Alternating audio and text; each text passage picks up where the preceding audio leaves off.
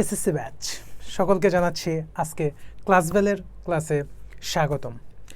আমরা চতুর্থ অধ্যায় পড়ছিলাম। চতুর্থ অধ্যায় থেকে আমরা মোটামুটি কিছু বেসিক পার্ট কিছু কভার করেছিলাম, যেমন হচ্ছে তোমার পর্যায় সারণীর যে পটভূমিটা আমরা পড়েছি, তারপরে হচ্ছে ইলেকট্রন বিন্যাস থেকে আমরা কিভাবে পর্যায় এবং গ্রুপ নির্ণয় করব এই জিনিসগুলি আমরা পড়েছি, পর্যায় সারণীর ইতিহাসটা পড়েছি, তারপরে আমরা মোটামুটি অনেক সৃজনশীল প্রশ্ন আমরা সলভ করেছিলাম এবং পরীক্ষার খাতায় কিভাবে প্রেজেন্ট করতে হবে ওই জিনিসগুলি হচ্ছে আমরা আলোচনা করেছি এবং প্রত্যেকটা প্রশ্ন ধরে ধরে টপিক ধরে ধরে আমরা আলোচনা করেছিলাম। আজকে আমরা দেখব এই অধ্যায়ের মোস্ট ইম্পর্ট্যান্ট একটা টপিক, যেখান থেকে প্রতিবারই প্রশ্ন আসে। এখান থেকে ধরো যদি 2টা সৃজনশীল হয়, একটা সৃজনশীল এই টপিক থেকে আসবে এবং এইটা খুবই গুরুত্বপূর্ণ টপিক। কেন? কারণ এই টপিকটার উপর তুমি যদি দক্ষতা নিতে পারো, তুমি এমসিকিউতে অনেক প্রশ্ন, এই অধ্যায় বেসিস যে এমসিকিউ আছে সেই এমসিকিউ থেকে অনেক প্রশ্ন তুমি খুব সহজেই সলভ করতে পারবে, শুধু এই কনসেপ্টের উপর বেসিস করে। ঠিক আছে, তো চলো আজকে আমরা আমাদের আলোচনা শুরু করি। আচ্ছা, আমাদের প্রথম আলোচনা হচ্ছে মৌলের পর্যাবৃত্ত ধর্ম। তাহলে আমরা প্রথম জানবো পর্যাবৃত্ত জিনিসটা আসলে কি। পর্যায়বৃত্ত, খেয়াল করো, এটা ফিজিক্সেও তোমরা এটার একটা ফ্লেভার পাবা। মানে একটা জিনিস ধরো এইখান থেকে যাত্রা শুরু করেছে, সে আবার পুনরায় যদি এইখানেই ফেরত আসে, এর মধ্যে যে ধর্মগুলি তার এখানে ফেরত নিয়ে এসেছে এগুলিকে বলা হয় হচ্ছে কি পর্যায়বৃত্ত, মানে পর্যায়ক্রমে ঘুরতেছে। তো পর্যায়বৃত্ত ধর্মটা হচ্ছে প্রত্যেক মৌলেরই কিছু নির্দিষ্ট ধর্ম আছে। একটা হচ্ছে ধাতব ধর্ম, একটা হচ্ছে অধাতব ধর্ম, একটা হচ্ছে তড়িৎ ঋণাত্মকতা, একটা হচ্ছে আয়নীকরণ শক্তি, ইলেকট্রন আসক্তি, ইত্যাদি ইত্যাদি ইত্যাদি ইত্যাদি। এই ধর্মগুলিকে বলা হয় হচ্ছে পর্যায়বৃত্তিক ধর্ম বা পর্যায়বৃত্ত ধর্ম। ঠিক আছে, যে এখানে তোমাদের বইয়ে লেখা আছে যে পর্যায় সারণীতে অবস্থিত মৌলগুলির কিছু ধর্ম আছে, যেমন ধাতব ধর্ম, অধাতব ধর্ম, পরমাণুর আকার, আয়নীকরণ শক্তি, ইলেকট্রন আসক্তি, তড়িৎ ঋণাত্মকতা ইত্যাদি। এই ধর্মগুলিকে কি বলা হয়? পর্যায়বৃত্ত ধর্ম। এছাড়াও তোমরা যখন ইন্টারমিডিয়েট উঠবা তখন আরও ধর্ম আছে, এখানে কয়েকটা জিনিস নিয়ে আলোচনা করেছে। এইখান থেকে স্পেসিফিক্যালি প্রশ্নটা হয়, ধরো একটা এই টপিক থেকে একটা উদ্দীপক দিবে, উদ্দীপক দিয়ে বলবে যে উপরোক্ত উদ্দীপকের আলোকে ইলেকট্রন আসক্তি নামক পর্যায় ধর্মটি ব্যাখ্যা করো বা তড়িৎ ঋণাত্মকতা ব্যাখ্যা করো। পরীক্ষায় বেশি আসে হচ্ছে এইটা, এই জায়গাটা হচ্ছে বেশি আসে তোমাদের, পরমাণুর আকার বা ব্যাসার্ধ, এইটা বেশি আসে পরীক্ষায়। আমরা যখন প্রশ্ন সলভ করব তখনই আমরা দেখব যে এই টপিকটা থেকে প্রশ্ন বারবার বেশি আসতেছে, জিনিসটা আমরা ক্লিয়ার করব। আচ্ছা, এখন আমরা আসবো হচ্ছে যেটা গুরুত্বপূর্ণ, সেটা হচ্ছে কি ধাতব ধর্ম। আচ্ছা, মেটালিক প্রপার্টিস, ইংলিশ নামগুলি তুমি যদি খাতায় লেখো তোমার খাতার মান বেড়ে যাবে, মার্কের স্ট্যান্ডার্ডিটি বেড়ে যাবে যদি তুমি হচ্ছে ইংলিশ নামগুলি লেখো। বেশি কঠিন না, মেটাল থেকে মেটালিক, মেটাল মানে ধাতু, মেটালিক মানে ধাতু। ঠিক আছে, প্রপার্টিস মানে ধর্ম বা বৈশিষ্ট্য। আচ্ছা, আমরা ধাতব ধর্ম জানার আগে আমাদের জানতে হবে ধাতু জিনিসটা আসলে কি। আমরা যখন বাচ্চা ছিলাম, যখন ছোট ছিলাম, তখন আমরা কি করেছি, যেটাকে চকচক করে ঝনঝন আওয়াজ হয় এগুলি ধাতু। এখন থেকে আমরা ওই সব কথা বাদ, আমরা পড়ব হচ্ছে এই সংজ্ঞাটা, যে সকল মৌল এক বা একাধিক ইলেকট্রন ত্যাগ করে ধনাত্মক আয়নে পরিণত হয় তাদেরকে ধাতু বলে। এই কথাটা তোমাকে বুঝতে হবে যে সকল মৌল এক বা একাধিক ইলেকট্রন ত্যাগ করে, অর্থাৎ ধাতুর কাজ কি? ইলেকট্রন ত্যাগ করা। তার মানে ধরো আমি এখানে লিথিয়াম লিখলাম, লিথিয়াম প্লাস, তার মানে কি লিথিয়াম একটা ধাতু। মনে রাখবা, যার উপরে প্লাস থাকবে এ হচ্ছে ধাতু, যার উপরে প্লাস থাকবে এটা হচ্ছে ধাতু। ধাতুর কাজই হচ্ছে দান করা। আর এখানে কয়টা প্লাস? একটা প্লাস, তার মানে একটা ইলেকট্রন দান করেছে। যদি এখানে 100টা প্লাস থাকতো তাহলে 100 ইলেকট্রন দান করবে। যদি এখানে 1 কোটি প্লাস থাকতো তাহলে 1 কোটি ইলেকট্রন দান করবে। যদি এখানে 1 বিলিয়ন প্লাস থাকতো তাহলে 1 বিলিয়ন ইলেকট্রন দান করবে। তার মানে ধাতুর কাজই হচ্ছে দান করা। প্লাস কথাটার মানে হচ্ছে বড় লোক, তার কাছে অনেক আছে, তার কাজই হচ্ছে দান করা। তার মানে যারা প্লাস তারাই ধাতু। কথাটা কি ক্লিয়ার? যারা প্লাস তারাই হচ্ছে ধাতু। যেমন আমি এখানে লিথিয়াম প্লাস দিয়েছি, তোমাদের বইয়ের উদাহরণটাই হচ্ছে আমি অ্যাকসেপ্ট করলাম, যে দেখো লিথিয়াম প্লাস হয়েছে, তার মানে কি লিথিয়াম একটা ধাতু। এই যে তোমার ধাতুর ইলেকট্রন ত্যাগের যেই ধর্মটা, এইটাকে বলা হয় হচ্ছে ধাতব ধর্ম। এটা ক নাম্বারে আসতে পারে যে ধাতব ধর্ম কাকে বলে? প্রথম তোমাকে ধাতুর সংজ্ঞা দিতে হবে যে সকল মৌল ইলেকট্রন ত্যাগ করে তাদেরকে ধাতু বলে। ইলেকট্রন ত্যাগের যেই ধর্ম, এটাকে ধাতব ধর্ম বলে। ঠিক আছে, এখন তুমি খেয়াল করো যে একটা বিক্রিয়া থেকে তুমি বুঝবা কিভাবে কোনটা ধাতু কোনটা অধাতু। ধরো একটা যৌগ, ধরো এরকম সোডিয়াম ক্লোরাইড, মনে রাখবা এই সাইডেরটা হচ্ছে, প্রথমটা হচ্ছে সবসময় ধাতু হয়, প্রথমটা কি হয়? ধাতু। এখানে তার মানে সোডিয়ামটা কি? সোডিয়ামটা ধাতু। এটা কিন্তু অনেকেই জানে না বা অনেকেই বুঝে না যে এই যে এখানে সোডিয়াম ক্লোরাইডের মধ্যে সোডিয়ামটা আছে, সোডিয়ামটা হচ্ছে ধাতু। তার মানে বাম সাইডে যে থাকবে, এই যে আমি যদি এখানে দাঁড়াই, আমার ডাইন সাইড, এই যে এই সাইড, হ্যাঁ, আর তোমার যেই সাইড আসে এই সাইড, তাহলে কি আমি এভাবে দাঁড়াইছি, আমার এদিকে কোনটা আছে? সোডিয়াম আছে। তার মানে ধরো এইটা হচ্ছে ধাতু। মেন কথা হচ্ছে এত পেছে যাওয়ার দরকার নাই ভাই, তুমি মনে রাখবা প্রথমটাও সবসময় ধাতু। তোমাকে ক্লাসে জিজ্ঞেস করলো যে হচ্ছে বেশিরভাগ ক্ষেত্রে, এটারও কিন্তু ব্যতিক্রম ঘটে, ঘটে না যে তা কিন্তু না, ব্যতিক্রম ঘটে। বেশি তোমাদের এতটুকুই জানতে হবে, তোমাদের এসএসসি লেভেলে এতটুকু জানলেই চলবে। ঠিক আছে, ধরো আমি এরকম দিলাম পটাশিয়াম ক্লোরাইড। তার মানে তোমাকে যদি বলো তো বাচ্চারা এটার মধ্যে কোনটা ধাতু কোনটা অধাতু, তুমি অবভিয়াসলি বলবা যে এইটা হচ্ছে ধাতু। যদি এইটা ধাতু হয় তার মানে অবভিয়াসলি এইটা অধাতু। এইটা যদি ধাতু হয় তাহলে অবশ্যই এটা অধাতু। তার মানে আমরা একটা যৌগ থেকে কিভাবে বুঝবো ধাতু, এটা আমরা শিখলাম যে যৌগের প্রথমটাই হচ্ছে ধাতু। হ্যাঁ, এইটা গেল। আচ্ছা, আমাদের আশা করি যে এখান থেকে যদি প্রশ্ন আসে তাহলে আসতে পারে ক নাম্বারে ধাতু কাকে বলে, অথবা ধাতব ধর্ম কাকে বলে, অথবা একটা বিক্রিয়া মানে এইভাবে একটা যৌগ দিয়ে বলবে যে নিচের কোনটি ধাতু।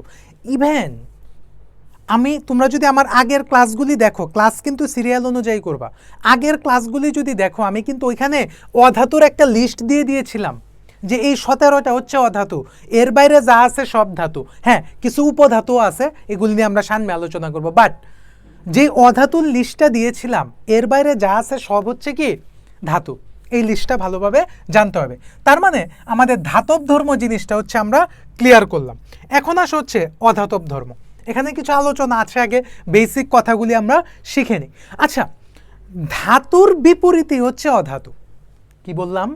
ধাতুর বিপরীত যেটা আছে ওইটাই হচ্ছে কি অধাতু। তার মানে ধরো এখানে আমরা যখন ধাতব ধর্ম পড়েছিলাম তখন আমরা বলেছিলাম যে সকল মৌল এক বা একাধিক ইলেকট্রন ত্যাগ করে ধনাত্মক আয়নে পরিণত হয় তারা হচ্ছে ধাতু। এইটার ইলেকট্রন ত্যাগের যে ধর্মটা এটাকে বলা হয় হচ্ছে ধাতব ধর্ম। তার মানে এইটার উল্টাটা যদি আমি করে দেই তাহলে সেটা অধাতব ধর্ম হয়ে যাবে। আমি কিন্তু এখন বেসিক আলোচনা করছি, এটার অ্যাডভান্স লেভেলের প্রশ্নের জন্য আরেকটু ওয়েট করতে হবে। তো অধাতব ধর্মটা কি দেখো, যে সকল মৌল এক বা একাধিক ইলেকট্রন গ্রহণ করে, এখানের কিওয়ার্ড হচ্ছে এইটা, ওইটা হচ্ছে ত্যাগ করে। ত্যাগ করলে কি হবে?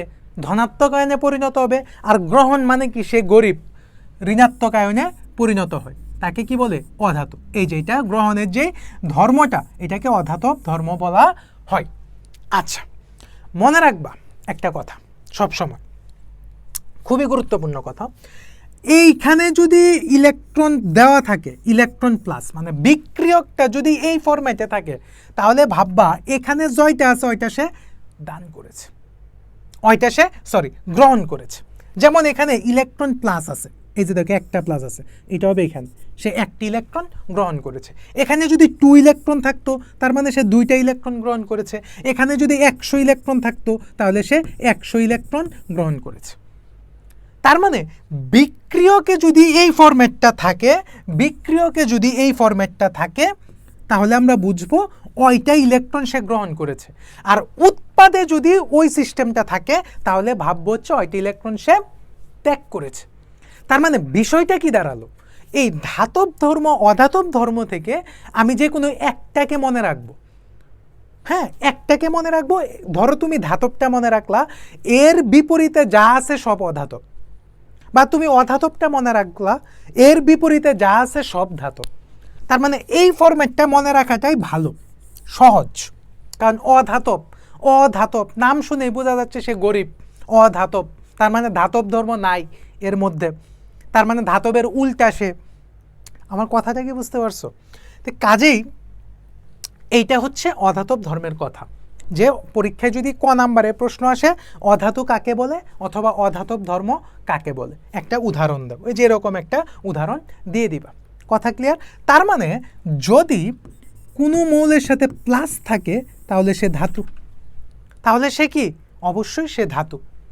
যদি মাইনাস থাকে তাহলে সে কি? অধাতু। তাহলে সে কি? অধাতু। তার মানে এইটা ধাতু, তার মানে এইটা অধাতু। তার মানে ধাতু হচ্ছে প্লাস সাইনকে গ্রহণ করে, আর অধাতু হচ্ছে মাইনাস সাইনকে গ্রহণ করে। ঠিক আছে? ওকে, এখন আমরা ধাতু পড়েছি, আমরা অধাতু পড়েছি। আবার কিছু কিছু মৌল আছে যাদের মধ্যে ধাতুর ধর্ম দেখা যায়, আবার অধাতুর ধর্ম দেখা যায়। এরা হচ্ছে অপধাতু বা অর্ধধাতু বা উপধাতু বা সেমি মেটালয়েড ইংলিশে যদি বলতে চাও। তাহলে কি, এই যে দেখো, যে সকল মৌল কোনো সময় ধাতুর মতো আচরণ করে আবার কোনো সময় অধাতুর মতো আচরণ করে তাদেরকে কি বলা হয়? অর্ধধাতু বা অপধাতু বা উপধাতু অনেক সময় বলা হয়। তাদেরকে কি বলা হয়? অনেক সময় অর্ধধাতু বলা হয়, অনেক সময় অপধাতু বলা হয়, অনেক সময় উপধাতু বলা হয়, অনেক সময় সেমি মেটালয়েড বলা হয়। এই রকম মৌল আছে পৃথিবীতে 60টা। কয়টা? 60টা মৌল আছে। তোমাদের পরীক্ষায় বেশি আসে জার্মেনিয়াম আর হচ্ছে সিলিকন। এই দুইটা জিনিস পরীক্ষায় খুব আসে তোমাদের, জার্মেনিয়াম এবং হচ্ছে সিলিকন।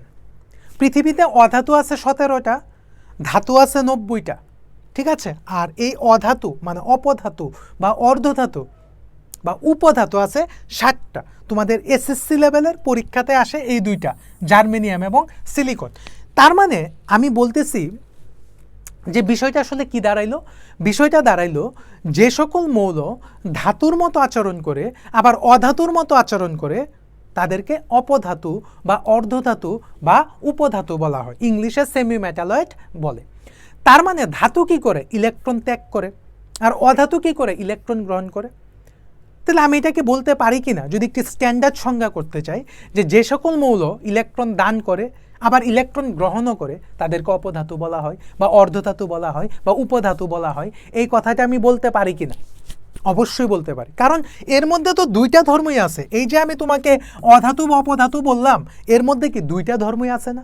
তার মানে এখানে আমি ধাতুর সঙ্গ অ্যাড করতে পারি প্লাস অধাতুর সঙ্গ অ্যাড করতে পারি। অ্যাড করে আমি বলতে পারি এদেরকে অপধাতু বা উপধাতু বা অর্ধধাতু বলা হয়। আমার কথাটা কি ক্লিয়ার? পৃথিবীতে আছে হচ্ছে 60টা, জিবিআই আসেন শিগগিরই তুলে বসেন। এটা হচ্ছে ছন্দবাদ, তোমাদের এত প্যারা নেওয়ার দরকার নাই, তোমরা এই দুইটাই মনে রাখবা।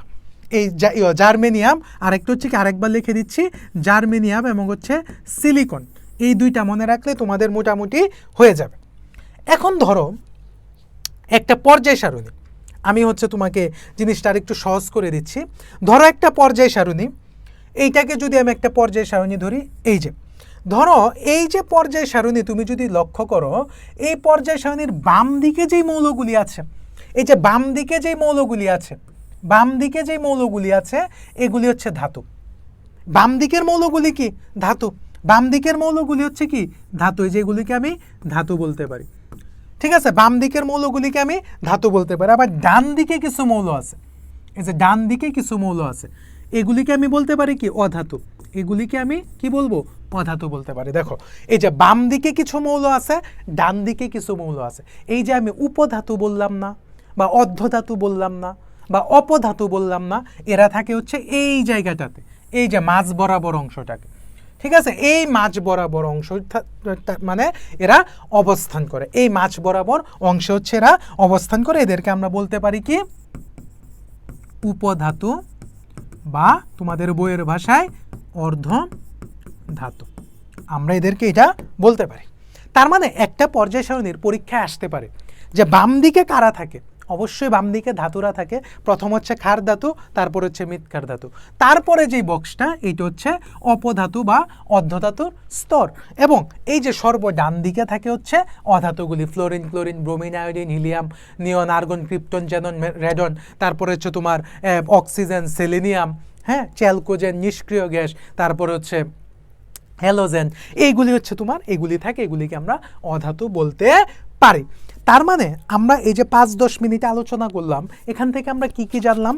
ধাতু কাকে বলে, ধাতব ধর্ম কাকে বলে, আমরা ধাতু চিনব কিভাবে, ধাতু কি কাজ করে, তারপরে আমরা জানলাম অধাতু কাকে বলে, অধাতব ধর্ম কাকে বলে, অধাতু আমরা চিনব কিভাবে, এটা আমরা জানলাম, অধাতুর কাজটাও জানলাম। আমরা জানলাম অর্ধধাতু কি, অপধাতু কি বা উপধাতু কি, একই কথা, সংজ্ঞা কিভাবে লিখবো আমরা জানলাম, একটা পর্যায় সারণীতে এরা কিভাবে অবস্থান করে, ঠিক আছে, যে এই যে ডান বাম মাঝখানে আমরা জানলাম আমাদের এই ধাতু, এবং আমি আশা করছি আমাদের যে ধাতু এবং অধাতু এই সংক্রান্ত তোমাদের যে বিষয়টা আছে ক্লিয়ার।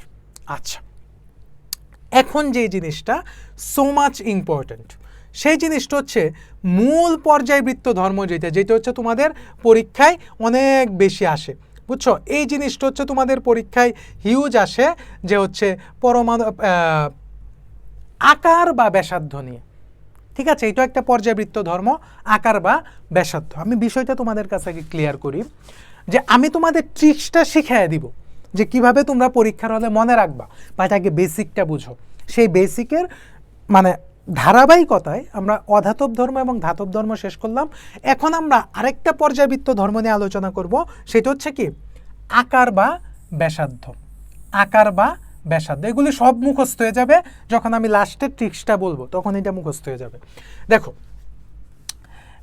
একটা মৌলের বাম থেকে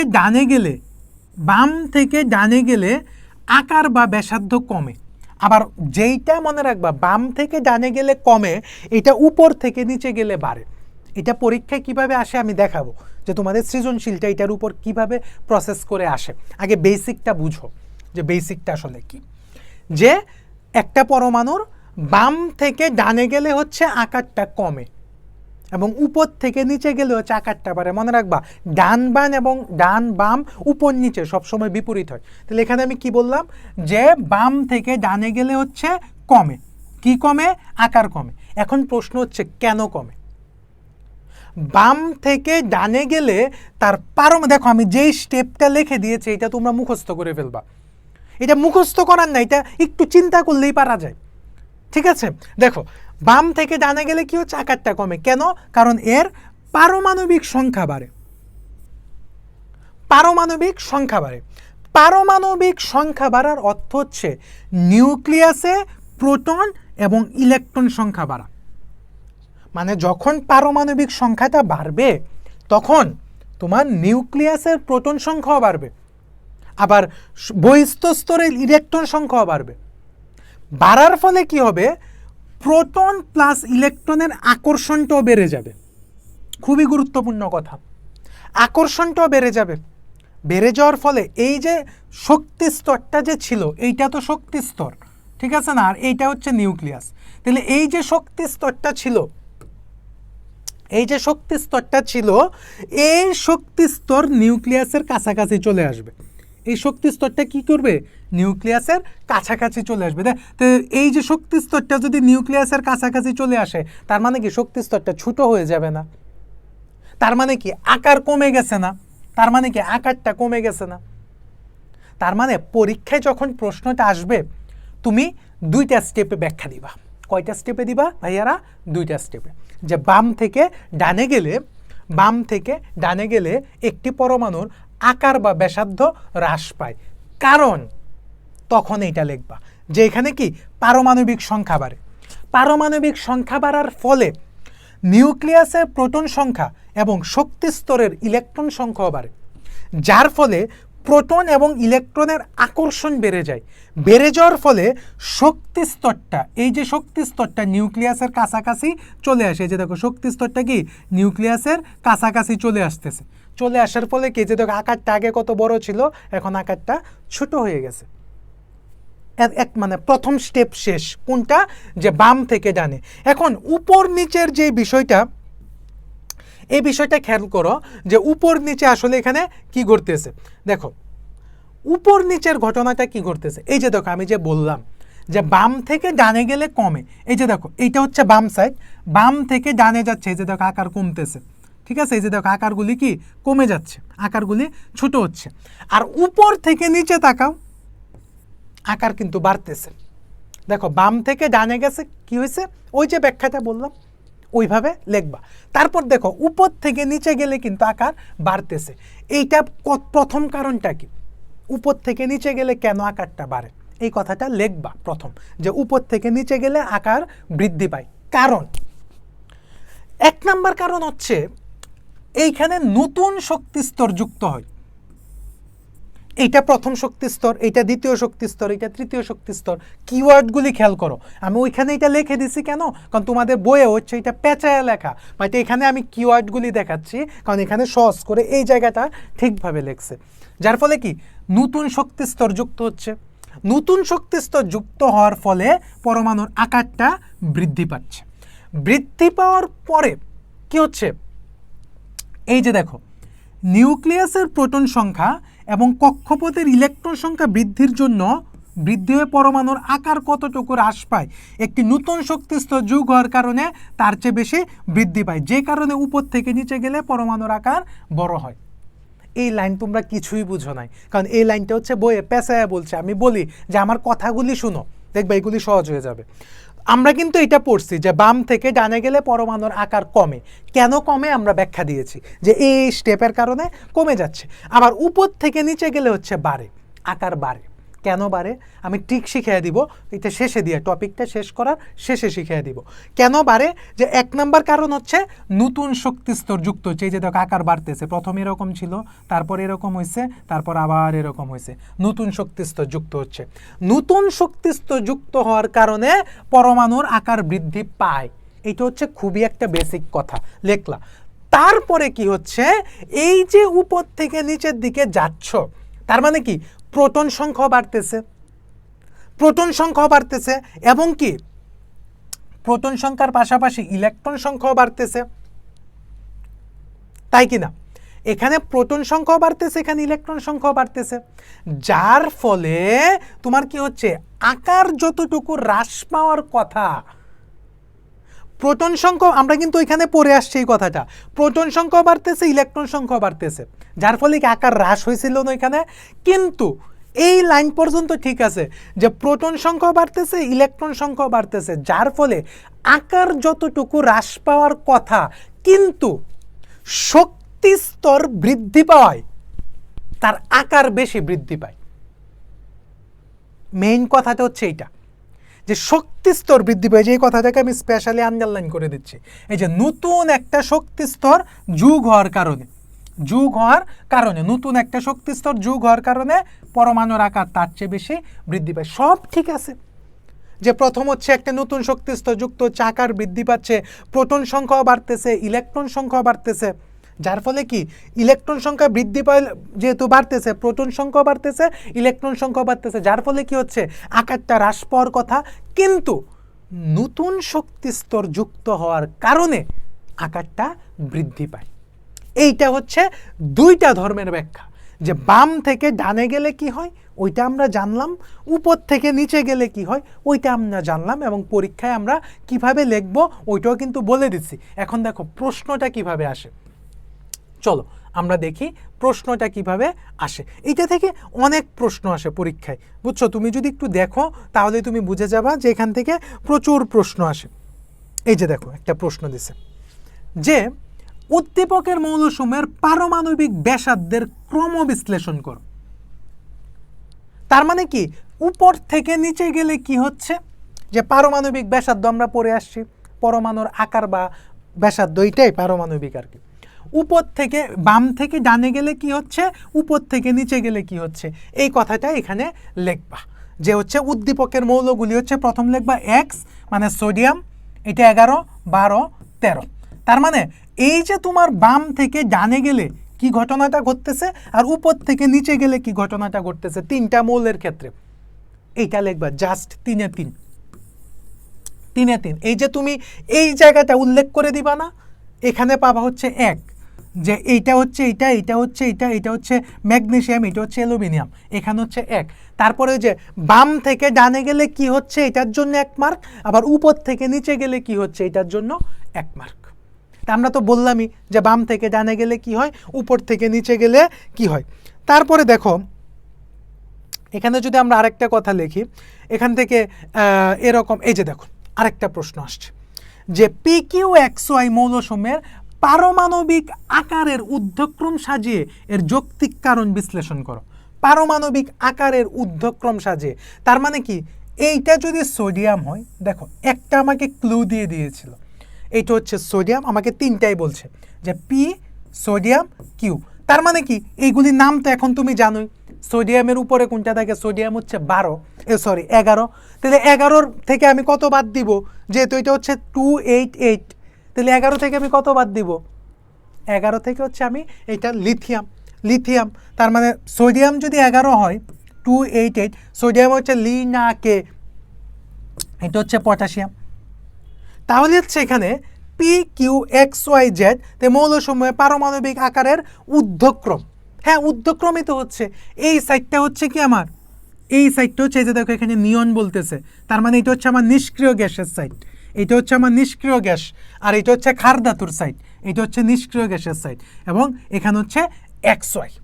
তাহলে দেখো এই যে তোমার XY বলছে, তাহলে XY মৌলটার নাম কি হইতে পারে, আমি কিন্তু ট্রিক্সটা কিন্তু শিখাইয়া দিছি, এটা তোমরা সবাই বলবা যে XY এর নামটাকে খুবই সহজ, শুধু এতটুকু বলে দিলাম যে তখন তুমি কি লিখবা, পারমাণবিক আকারের ঊর্ধ্বক্রমে সাজাবা। যে কিভাবে সাজাবা, এই যে বাম থেকে ডানে গেলে কি হচ্ছে, উপর থেকে নিচে গেলে কি হচ্ছে, জাস্ট এনাফ। এখানেই তোমার হচ্ছে 3 মার্কস। তারপরে দেখো এখান থেকে আরও কোনো প্রশ্ন আসছে, হ্যাঁ এই যে দেখো আরেকটা আসছে, মৌলসমূহের পারমাণবিক আকারের ক্রম বিশ্লেষণ করো। গ্রুপ 1, তাহলে গ্রুপ 1 হচ্ছে এরা, তার মানে এইটা হচ্ছে কি অ্যালুমিনিয়াম, এইটা হচ্ছে কি সিলিকন, আর এইটা হচ্ছে কি জার্মেনিয়াম 31। তাহলে কি হচ্ছে, পারমাণবিক আকারের ক্রম কিভাবে লিখবা, যে উপর থেকে নিচে গেলে কি হয়, ডান থেকে বামে গেলে কি হয়, উপর থেকে নিচে গেলে কি হয়, এইটার উপর বেসিস করে এইটার আলোচনা করবা। জাস্ট 3-এ 3, এখানে কাটার কোনো অপশন নাই, ঠিক আছে। পারমাণবিক আকারের ক্রম, ঠিক আছে, যে কি হচ্ছে, যে এটা কি, এইটা হচ্ছে অ্যালুমিনিয়াম, এইটার জন্য পাবা হচ্ছে 1, এই যে এই চিহ্নগুলি বুঝাইয়া দিছো, এটার জন্য পাবা হচ্ছে 1। তারপরে এইখান থেকে এখানে গেলে কি হয়, এটার জন্য 1, আর এইখান থেকে এখানে গেলে কি, এটার জন্য 1, এই টোটাল হচ্ছে 3 মার্ক, টোটাল হচ্ছে 3 মার্কস। তাহলে সেম কথা, উপর থেকে নিচে গেলে এই ঘটনা ঘটতেছে, এদের এই ঘটনা ঘটবে, আর এইটার এই ঘটনা ঘটবে। তারপরে দেখো এই যে দেখো একটা প্রশ্ন আসছে, পি মৌলের আকার এবং কিউ মৌলের আকার, এটা কিউ হবে, কিউ হবে, পি মৌলের আকার এবং হচ্ছে কি কিউ মৌলের আকারের ডায়াগ্রাম সহ বিশ্লেষণ কর। এখানে কিন্তু খুবই এটা কিন্তু 10-এ 10 পাওয়ার মতো একটা জিনিস, আমরা যা পড়াইছি তাই আসছে, যা পড়াইছি তাই এতক্ষণ পর্যন্ত, এটা নতুন।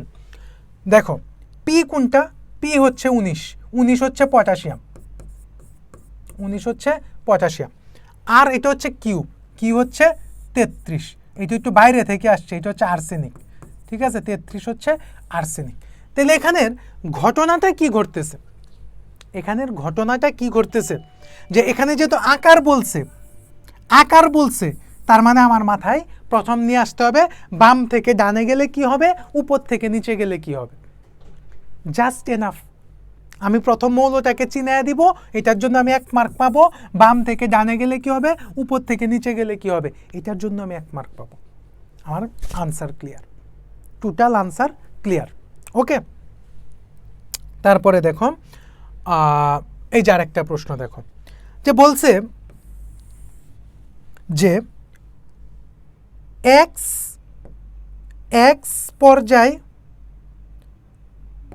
এক্স পর্যায় এবং এস গ্রুপের মৌলসমূহের আকারের তুলনামূলক বিশ্লেষণ করো। আচ্ছা দেখি আমরা, এক্স পর্যায়, এই যে এটা হচ্ছে এক্স পর্যায়, ঠিক আছে। তারপরে বলছে এস গ্রুপ হচ্ছে এস, এটা হচ্ছে দেয় নাই, গ্রুপ হচ্ছে এস, এই যে এস, ঠিক আছে, বলছে আকারের ক্রম বিশ্লেষণ করো। এই যে সেম কথা, দেখো দেখো দেখো দেখো, খুবই সুন্দর একটা উদ্দীপক, যেটা কি গ্রুপে কি হচ্ছে, এই যে সাইডটা, যে বাম থেকে ডানে গেলে কি হচ্ছে, উপর থেকে নিচে গেলে কি হচ্ছে। ঠিক আছে, এইটা হচ্ছে লিথিয়াম।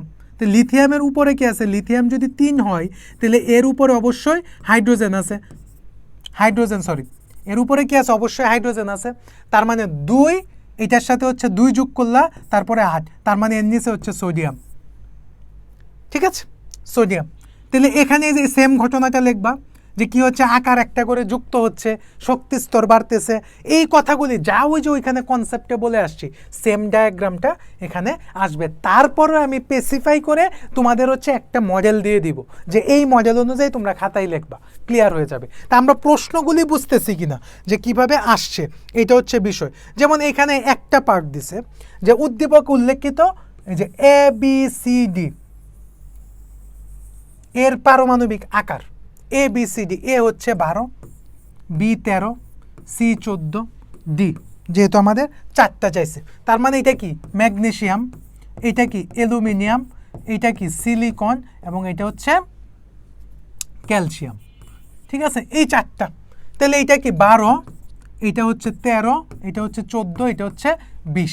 দেখো তো, সরি, দেখো তো কি হচ্ছে, এটাকে যদি আমি 12 ধরি, 12, দেখো তো কি হচ্ছে, যে এই যে তোমার বাম থেকে ডানে গেলে কি হচ্ছে এবং উপর থেকে নিচে গেলে কি হচ্ছে, এই ব্যাখ্যাটা এখানে আসবে। যে এটা কিন্তু এখানে কিন্তু 2টা নিয়ম না, এখানে কিন্তু একটা নিয়ম, যে বাম থেকে ডানে গেলে কি হচ্ছে, যে একটা একটা করে স্তর যুক্ত হচ্ছে, ওই যে ব্যাখ্যাটা দিয়ে দিচ্ছিলাম, একটা একটা করে স্তর যুক্ত হচ্ছে, এটা কিন্তু স্তরের আলোচনাটা কিন্তু উপর থেকে নিচের ঘটনাটা। ঠিক আছে, আশা করি এই জিনিসটা ক্লিয়ার। তারপরে যে আরেকটা দিচ্ছে, দেখো XYZ মৌলসমূহের পারমাণবিক আকারের ক্রম বিশ্লেষণ করো। দেখছো আকার দিয়ে কত প্রশ্ন আসতেছে। তাহলে XYZ সৃষ্ট আয়ন, তার মানে এই জিনিসটা দেখো খুবই কনসেপচুয়াল একটা প্রশ্ন করছে। একটা ইলেকট্রন ছেড়ে দিছে, তার মানে এইটা ছিল হচ্ছে সোডিয়াম। ঠিক আছে, 2টা ছেড়ে দিচ্ছে, তার মানে এটা ছিল হচ্ছে ম্যাগনেসিয়াম। ঠিক আছে, আর হচ্ছে একটা গ্রহণ করছে, তার মানে এটা ছিল হচ্ছে ক্লোরিন। আমি কিভাবে বুঝলাম, দেখো আমি এইটা ধরে কিন্তু বুঝছি, এইটা ধরে এইটা বুঝছি, একটা গ্রহণ করার পরে হচ্ছে তার 18 হয়েছে, এই যে সৃষ্ট আয়নে ইলেকট্রন সংখ্যা। তার মানে একটা গ্রহণের আগে কি ছিল, 17 ছিল, তাহলে 17 হইলে তো ক্লোরিন। 2টা ছাড়ার পরে তার 10টা হয়েছে, তার মানে যখন 2টা ছিল তার মধ্যে তখন কয়টা ছিল, 12 মানে ম্যাগনেসিয়াম, এটা সোডিয়াম। তো এখানে বলছে পারমাণবিক আকারের কি হচ্ছে, দেখো সোডিয়াম হচ্ছে 11, এটা হচ্ছে 12, এটা হচ্ছে 17, সেম ব্যাখ্যা দিবা, যে এটা হচ্ছে 12, কিন্তু 12 এটা 12। ঠিক আছে, সেম ব্যাখ্যা দিবা, যে উপর থেকে নিচে গেলে কি হচ্ছে, বাম থেকে ডানে গেলে কি হচ্ছে, সেম 3-এ 3, এখানে 3-এ 3। এই যে দেখো উল্লেখিত মৌলগুলি পারমাণবিক আকারের ক্রম বিশ্লেষণ করো। কতবার প্রশ্নগুলি আসছে। তো উল্লেখিত মৌল কি দিছে, এটা হচ্ছে কার্বন, এইটা হচ্ছে কার্বন। এইটা যদি কার্বন হয়, আমি বলছিলাম না এই দিক দিয়ে পার্থক্য হচ্ছে 1, আর এই দিক দিয়ে পার্থক্য হচ্ছে 2, 8, 8, 18, 32, বলছিলাম না। তাহলে এদিক দিয়ে যদি কার্বন যদি হয়, তাহলে এটার সাথে 1 যোগ করলে কত, কার্বন হচ্ছে 6, তাহলে এখানে পার্থক্য হচ্ছে 1, তার মানে 1 যোগ করলাম, তাহলে কত, 7, তার মানে এটা হচ্ছে নাইট্রোজেন। দেখো এখন মিলে গেছে, কার্বন নাইট্রোজেন, অক্সিজেন হচ্ছে 8, ফ্লোরিন হচ্ছে 9। দেখছো কিভাবে বেরিয়ে গেছে, একটা ফর্মুলা জানলে এগুলি বের করা যায়। ঠিক আছে, তাহলে সেম ঘটনাটা, উদ্দীপকের মৌলগুলি পারমাণবিক আকারের ক্রম বিশ্লেষণ করো, তার মানে এটা যাবে হচ্ছে এইভাবে আলোচনা। এই যে দেখো এইভাবে, আমাকে তো এইভাবে কিছু বলে নাই, আমাকে বলছে এইভাবে। যদি এইভাবে বলতো তাহলে আমি 2টারই আলোচনা করতাম, বাট আমাকে তো বলছে শুধু এইভাবে। তার মানে কি, এটা ডান থেকে মানে বাম থেকে ডানে গেলে কি হচ্ছে, এইটার ব্যাখ্যা তোমার কাছে তারা চেয়েছে। এটার ফরম্যাটটা হচ্ছে যে আমি আগের সৃজনশীলগুলিতে আলোচনা করে দিছি যে কিভাবে এগুলি দেখাবা। তারপরে ধরো হচ্ছে আরেকটা প্রশ্ন যদি আমরা দেখি, এই যে দেখো বলছে পারমাণবিক আকারের ক্রম বিশ্লেষণ করো, XYZ। কি বলছে, XYZ এর পারমাণবিক আকারের ক্রম বিশ্লেষণ করো। ক্লোরিন পরমাণু হচ্ছে 2টা ইলেকট্রন, কম আছে, তার মানে ক্লোরিন কত 17, 17 থেকে 2টা কম আছে, তার মানে কত এখানে আছে হচ্ছে 15, 15 মানে হচ্ছে ফসফরাস। ঠিক আছে, ক্যালসিয়ামের 4 ঘর ডানে অবস্থিত এবং চতুর্থ পর্যায়ে 11 নং গ্রুপে অবস্থিত। এই প্রশ্নটা যে করতে পারবে সে আর পর্যায় সারণীতে আটকাবে না, তুমি শিওর থাকো, কারণ প্রশ্নটা খুবই সহজ। তুমি একবার পর্যায় সারণীতে চোখ বন্ধ করে দেখবে আনসার চলে আসবে। 3টে মৌলের পারমাণবিক আকারের ক্রম বলছে, তার মানে আমার দেখো এইভাবেও আছে এইভাবেও আছে, তার মানে বাম থেকে ডানে গেলে কি হবে, উপর থেকে নিচে গেলে কি হবে, এইভাবে হচ্ছে এটার আমি ব্যাখ্যা দিব। তাহলে মোটামুটি এখান থেকে এই প্রশ্নগুলি হচ্ছে আকার সংক্রান্ত, এই প্রশ্নগুলি হচ্ছে পরীক্ষায় আসে। ঠিক আছে, আকার সংক্রান্ত হচ্ছে এই প্রশ্নগুলি হচ্ছে পরীক্ষায় আমরা দেখলাম আসে। এখন আমরা যে জিনিসটা জানবো সেটা হচ্ছে আয়নীকরণ শক্তি। এখন আমরা যেটা জানবো সেটা হচ্ছে কি আয়নীকরণ শক্তি।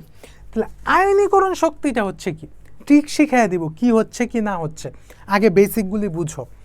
আয়নীকরণ শক্তি হচ্ছে যে গ্যাসীয় অবস্থায় এক মৌলের গ্যাসীয় পরমাণু থেকে একটি ইলেকট্রন অপসারণ করে, লাইনটা মনে রাখবা, ধনাত্মক আয়নে পরিণত করতে, কি বললাম, ধনাত্মক আয়নে পরিণত করতে যে পরিমাণ শক্তির প্রয়োজন হয় তাকে আয়নীকরণ শক্তি বলে। তার মানে আয়নীকরণ শক্তির স্টেপ হচ্ছে 3টা, একটা হচ্ছে গ্যাসীয় অবস্থা, একটা হচ্ছে ইলেকট্রন অপসারণ করে, আর একটা হচ্ছে কি ধনাত্মক আয়নে পরিণত করে।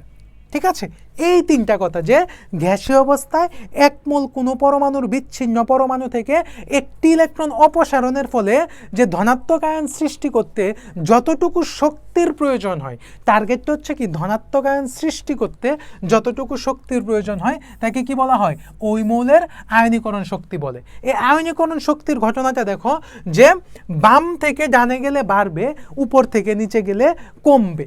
এটা একটা পর্যাবৃত্ত ধর্ম, যে বাম থেকে ডানে গেলে বাড়ে, উপর থেকে নিচে গেলে কমে। তার মানে কি সর্ববামে কে আছে, ক্ষার ধাতুগুলি আছে। এক ক্ষার ধাতু বাম থেকে ডানে গেলে বাড়ে, তার মানে সর্ব আয়নীকরণ শক্তি সর্বকম কার, ক্ষার ধাতুগুলির। বাম থেকে ডানে গেলে বাড়ে, তার মানে সর্ব ডাইনে কে আছে, বাম থেকে ডানে গেলে বাড়ে, ডাইনে কে আছে, নিষ্ক্রিয় গ্যাসগুলি, তার মানে নিষ্ক্রিয় গ্যাসের আয়নীকরণ শক্তি কম। এগুলি প্র্যাকটিস করতে করতে আরও বুঝে যাবা। ঠিক আছে, আয়নীকরণ শক্তি। তারপরে দেখো ইলেকট্রন আসক্তি, সংজ্ঞাটা বুঝো, এগুলি সব ক্লিয়ার হয়ে যাবে, আগে সংজ্ঞাটা বুঝো। যে ইলেকট্রন আসক্তি কি, যে একটি ইলেকট্রন প্রবেশ করলে ঋণাত্মক আয়নে পরিণত করতে যে শক্তি নির্গত হয় তাকে কি বলা হয়, ইলেকট্রন আসক্তি বলা হয়। যে একটি ইলেকট্রন গ্রহণ করে ঋণাত্মক, অর্থাৎ গ্যাসীয় অবস্থায় কোনো পরমাণু থেকে একটি ইলেকট্রন গ্রহণ করে, যেহেতু গ্রহণ করছে, ঋণাত্মক আয়নেতে পরিণত করতে যে পরিমাণ শক্তির প্রয়োজন হয় তাকে ইলেকট্রন আসক্তি বলা হয়, নট আসক্তি, আসক্তি, আসক্তি। ঠিক আছে, এইটাও একটা পর্যাবৃত্ত ধর্ম, বাম থেকে ডানে গেলে বাড়ে, উপর থেকে নিচে গেলে কমে। তোমরা এখন মনে প্যাচ লাগাচ্ছ কোনটা ডাইনে বাড়ে কোনটা কমে, ওয়েট অ্যান্ড সি, ভয় পাওয়ার কিচ্ছু নাই, ওয়েট অ্যান্ড সি। দেন হচ্ছে দেখো তড়িৎ ঋণাত্মকতা। তড়িৎ ঋণাত্মকতা কি, যে দুটি পরমাণু যখন সমযোজী বন্ধনে আবদ্ধ হয়ে, এত কিছু লাগবে না, ইলেকট্রন দুটিকে নিজের দিকে আকর্ষণ করে। তড়িৎ ঋণাত্মকতা কথাটার মানেই হচ্ছে নিজের দিকে আকর্ষণ করার ক্ষমতা। তড়িৎ ঋণাত্মকতা মানে কি, নিজের দিকে আকর্ষণ করার ক্ষমতা, এই কথাটা এখানে বলছে। এই আকর্ষণকে কি বলা হয়, তড়িৎ ঋণাত্মকতা বলা হয়। এইটাও কি ডান থেকে বামে গেলে, ডান থেকে বামে গেলে বাড়ে, উপর থেকে নিচে গেলে কমে। এখন যেই ট্রিক্সটা আমি তোমাদের বলবো, এইটা সবচেয়ে ইম্পর্ট্যান্ট একটা ট্রিক্স, যে বাম থেকে ডানে গেলে কারা বাড়ে। শুধু একটা কথা মনে রাখবা, যারা বাম থেকে ডানে গেলে বাড়ে এরা উপর থেকে নিচে গেলে কমে। তাহলে বাম থেকে ডানে গেলে আয়ত বাড়ে, কি বললাম, আয়ত বাড়ে। বাম থেকে ডানে গেলে কি বাড়ে, আয়ত বাড়ে। এই আতে হচ্ছে আয়নীকরণ শক্তি এবং অধাতব ধর্ম। এরা কি বাম থেকে ডানে গেলে, কোথায়, পর্যায় সারণীর, কিন্তু বাম থেকে ডানে গেলে কারা কারা বাড়ে, আয়ত বাড়ে, মানে আয়নীকরণ শক্তি বাড়ে এবং অধাতব ধর্ম বাড়ে। বাড়ে হচ্ছে ইলেকট্রন আসক্তি, বাড়ে হচ্ছে তড়িৎ ঋণাত্মকতা। তুমি একসাথে মনে রাখবা যে বাম থেকে ডানে গেলে আইতো বাড়ে, বাম থেকে ডানে গেলে আইতো বাড়ে, বাম থেকে ডানে গেলে আইতো বাড়ে। এই আ মানে হচ্ছে আয়নীকরণ শক্তি, আ মানে হচ্ছে অধাতব ধর্ম, আর ই মানে হচ্ছে ইলেকট্রন আসক্তি, আর ত মানে হচ্ছে কি তড়িৎ ঋণাত্মকতা। তাই আয়নীকরণ শক্তির ঘটনাটা কি, যে ধনাত্মক আধানে পরিণত করতে যে পরিমাণ শক্তি লাগে। আর ইলেকট্রন আসক্তি কি, নামই দেখো ইলেকট্রন আসক্তি মানে ইলেকট্রনের প্রতি আকর্ষণ, ইলেকট্রন মানে কি নেগেটিভ, তার মানে কি ঋণাত্মক আয়নে পরিণত করতে যে পরিমাণ শক্তির প্রয়োজন হয়। আর তড়িৎ ঋণাত্মকতা মানে কি নিজের দিকে টানার ক্ষমতা, নিজের দিকের ক্ষমতা, এই যে নিজের দিকে টানার ক্ষমতা। দেখো আমরা এক টানে শেষ করে ফেলছি। আমি বললাম না যে হচ্ছে আগে বেসিকটা বুঝো, তারপরে দেখবা এক ট্রিক্সে শেষ হয়ে যাবে। এরা হচ্ছে বাম থেকে ডানে গেলে বাড়ে বাড়ে, তার মানে এরাই আবার উপর থেকে নিচে গেলে কমবে। চলো আমরা কিছু প্রশ্ন প্র্যাকটিস করি, তাহলে বিষয়টা আমাদের কাছে আরও ক্লিয়ার হয়ে যাবে। ধরো বলছে উদ্দীপকে XYZ মৌল তিনটির ইলেকট্রন আসক্তির ক্রম বিশ্লেষণ করো। বলছে উদ্দীপকে XYZ মৌল তিনটির ইলেকট্রন আসক্তির ক্রম বিশ্লেষণ করো। তো ইলেকট্রন আসক্তির বেসিক কনসেপ্টটা কি, বাম থেকে ডানে গেলে আইতো বাড়ে, তার মানে বাম থেকে ডানে গেলে ইলেকট্রন আসক্তি বাড়বে। যেহেতু তোমাকে ইলেকট্রন আসক্তির ক্রম বলছে, প্রথম তুমি ইলেকট্রন আসক্তির সংজ্ঞাটা লিখবা যে ইলেকট্রন আসক্তি কাকে বলে। আমি কিন্তু বলেছি, ঠিক আছে। দেখো এখন কি বাম থেকে ডানে গেলে বাড়বে, দেখি তো এরা বাম থেকে ডানে যায় কিনা। হ্যাঁ, বাম থেকে ডানে যাচ্ছে, বাম থেকে ডানে যাচ্ছে, তার মানে কি এরা বাড়তেছে। দেখো XYZ বাম থেকে ডানে গেলে হচ্ছে বাড়তেছে, তার মানে কত, এখানে 8 আর এখানে হচ্ছে 12, এখানে হচ্ছে 15, তার মানে এই 8 হচ্ছে অক্সিজেন, ঠিক আছে। এই 8 হচ্ছে কি, সরি, অক্সিজেন, আর 12 হচ্ছে ম্যাগনেসিয়াম, আর 15 হচ্ছে ফসফরাস, ঠিক আছে। এই অক্সিজেন, ম্যাগনেসিয়াম, ফসফরাস, তখন লিখবা ইলেকট্রন আসক্তির ক্রম, যে বাম থেকে ডানে গেলে কি এরা বাড়ে এবং উপর থেকে নিচে গেলে কমে। এই ব্যাখ্যাটা, এই যে বাম থেকে ডানে যাচ্ছে, এই যে দেখো বাড়তেছে, ঠিক আছে। যত বাড়বে ইলেকট্রন আসক্তির তত বৃদ্ধি পাবে। তারপরে দেখি আরও প্রশ্ন, এই যে দেখো এখানে হচ্ছে বলছে XYZ মৌলসমূহের আয়নীকরণ শক্তির ক্রম বিশ্লেষণ করো। তাহলে X কত, সোডিয়াম, Y কত, ক্লোরিন, এটা কত, পটাশিয়াম 19। তাহলে কি বাম থেকে ডানে গেলে বাড়ে, উপর থেকে নিচে গেলে কমে। এখন দেখো এখানে সম্পর্কটা কি, সম্পর্কটা হচ্ছে দেখো এই যে হচ্ছে এখানে এই দুইটার মধ্যে সম্পর্ক কি 8, ডিফারেন্স কত 8 না, ডিফারেন্স হচ্ছে 6। হ্যাঁ ঠিক আছে, দেখো খেয়াল করো যেখানে কি বলছে সোডিয়াম, ক্লোরিন, পটাশিয়াম।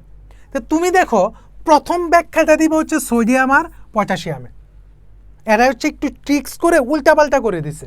দেখো প্রথম ঘটনাটা কি হবে, যে প্রথম তুমি সোডিয়াম আর পটাশিয়ামের এইভাবে ব্যাখ্যা দিবা, উপর থেকে নিচে গেলে কি বাম থেকে ডানে গেলে বাড়ে, উপর থেকে নিচে গেলে কমে।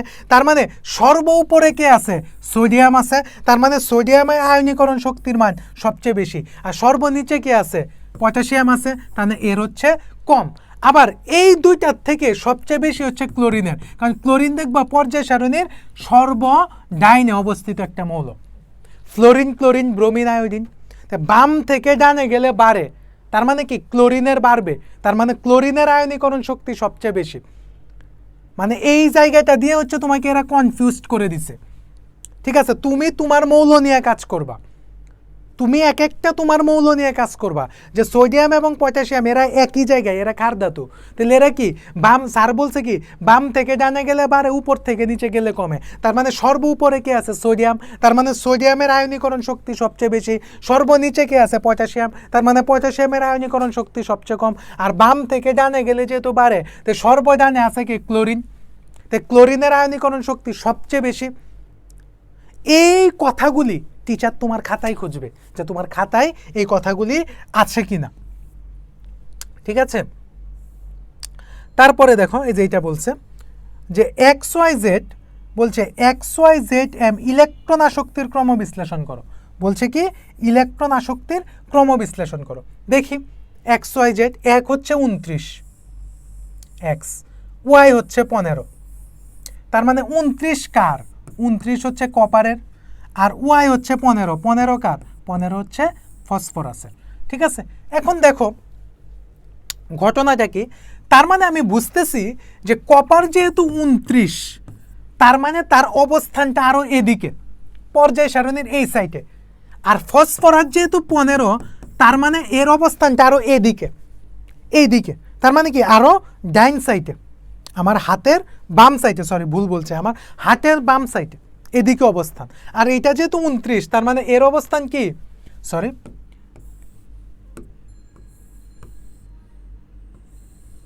এর অবস্থানটা হচ্ছে আরও এই দিকে।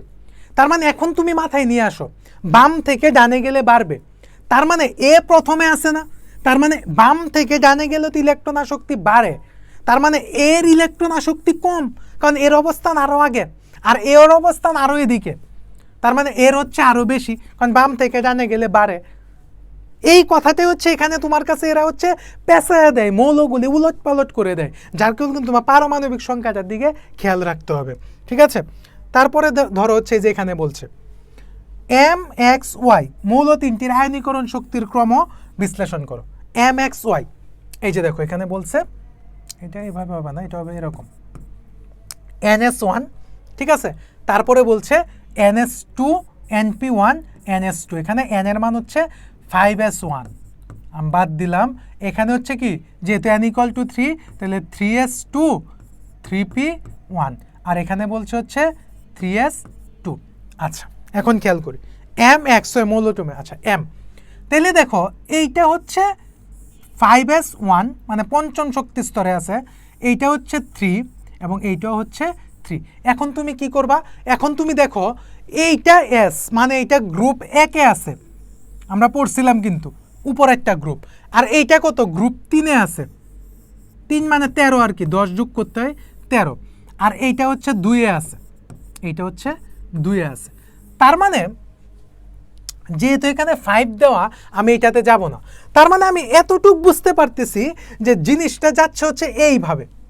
তো এইভাবে গেলে কি, বাম থেকে ডানে গেলে বাড়ে, উপর থেকে নিচে গেলে কমে আয়নীকরণ শক্তির মান, এইভাবে হচ্ছে এটার ব্যাখ্যা দিবা। ঠিক আছে, মোটামুটি এগুলি তোমাদের আছে। তারপরে এই যে দেখো সেম বলছে একটা প্রশ্ন, এই যে আয়নীকরণ, এই যে দেখো এ ও বি আয়নীকরণ শক্তির তুলনামূলক ব্যাখ্যা করো। তুলনামূলক ব্যাখ্যা করো, এ হচ্ছে 23 মানে সোডিয়াম, আর বি হচ্ছে 28, 14 মানে কি, সিলিকন, মানে সোডিয়াম আর সিলিকনের আলোচনা। তো সোডিয়াম কি এখানে অবস্থিত, আর সিলিকনটা কি এইখানে অবস্থিত, বাম থেকে ডানে গেলে বাড়ে, উপর থেকে নিচে গেলে কমে। তারপরে দেখো যে আরেকটা প্রশ্ন বলছে উদ্দীপকের মৌল তিনটির আকারের ক্রম বিশ্লেষণ করো। দেখছো এখান থেকে প্রশ্ন আসতেছেই, প্রশ্ন এখান থেকে আসতেছেই।